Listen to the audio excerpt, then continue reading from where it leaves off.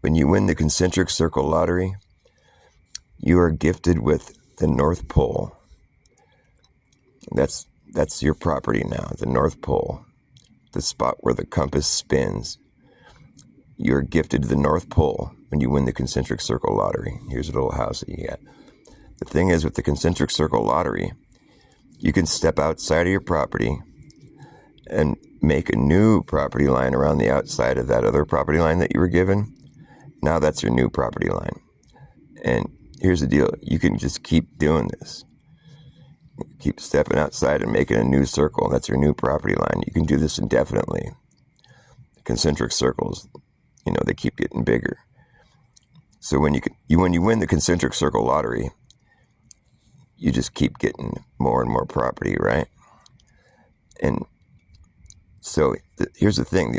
You only own whatever's in the last circle you drew. That's the rule. But you can just keep making circles.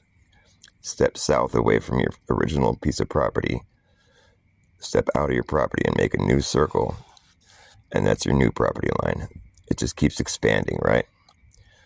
So do you think if you were to just keep doing this indefinitely, that you would eventually own the whole world? That's the question. Yes or no?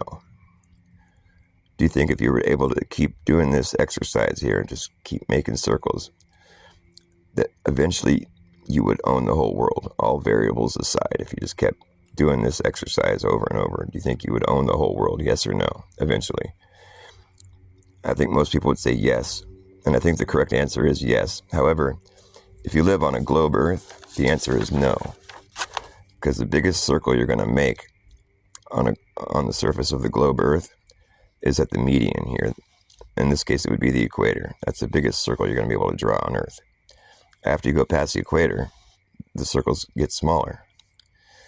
Now, if you want to say, well, now you're circling the property you don't own. Well, that's not true, because you only own whatever's inside the last circle you drew. So if the last circle you drew is smaller, whatever's inside that last circle you drew is what your property is. You'll never be circling something you don't own. So that doesn't check out.